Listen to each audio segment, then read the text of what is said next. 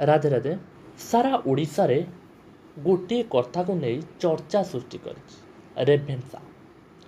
ସତରେ ପିଲାମାନେ, କିଏ ଏଇ ରେଭେନ୍ସା? କାହିଁକି ତାଙ୍କ ନାମରେ ନାମିତ ହୋଇଛି ବିଶ୍ୱବିଦ୍ୟାଳୟ? ଆସ ସେ ବିଷୟରେ ଆଜି ଜାଣିବା।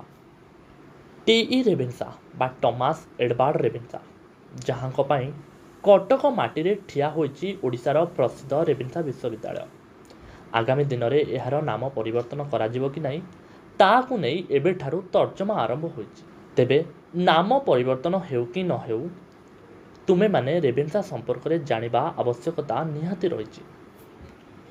ତେବେ 1865 ମସିହାରେ ଏଡୱାର୍ଡ ରେଭେନ୍ସା ଓଡ଼ିଶାରେ କମିଶନର ଭାବେ ଯୋଗ ଦିଅନ୍ତି।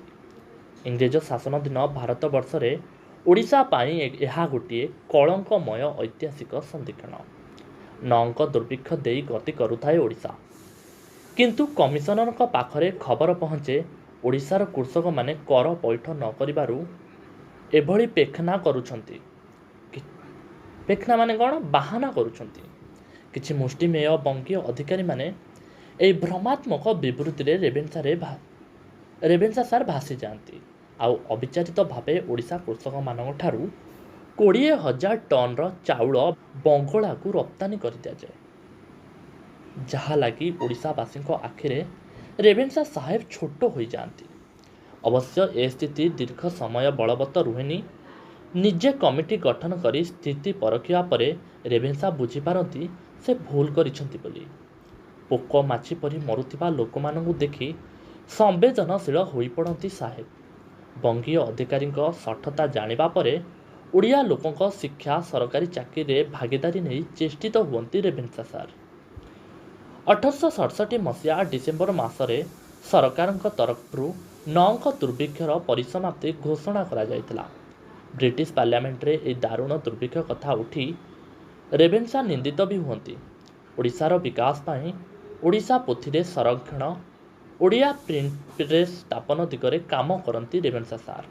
କିଛି ଗବେଷଣା ନିବନ୍ଧ ଏହା ମଧ୍ୟ କୁହେ ଯେ ଗୌରୀଶଙ୍କର ରାୟ ସହ ସାମିଲ ହୋଇ ସେ କଟକ ପ୍ରିଣ୍ଟିଂ କମ୍ପାନୀ ବସାଇବାରେ ସାହାଯ୍ୟ କରିଥିଲେ ଓ ଏହାର ଅଂଶଧନ ମଧ୍ୟ କିଣିଥିଲେ। 1868 ମସିହାରେ କଟକ ଜିଲ୍ଲା ସ୍କୁଲରେ ଆଉ 2ଟି ଉଚ୍ଚତର ଶ୍ରେଣୀ ଖୋଲାଯାଇ ପାଠ୍ୟକ୍ରମ ଆରମ୍ଭ ହୁଏ। ପରବର୍ତ୍ତୀ ସମୟରେ ଏହା ରେଭେନ୍ସା ମହାବିଦ୍ୟାଳୟ ନାମରେ ପରିଚିତ ହୁଏ।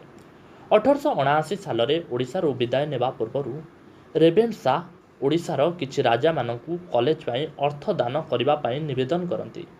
ମୟୂରଭଞ୍ଜ ମହାରାଜ କୃଷ୍ଣଚନ୍ଦ୍ର ଭଞ୍ଜଦେଓ ଓ କୁଜଙ୍ଗ ରାଜା କାମିସ ବଜାର ରାଣୀ ପାଣ୍ଡୁଆ ଜମିଦାର ଏବଂ ଅନେକ ସାହାଯ୍ୟ କରିଥିଲେ କଲେଜ ପାଇଁ।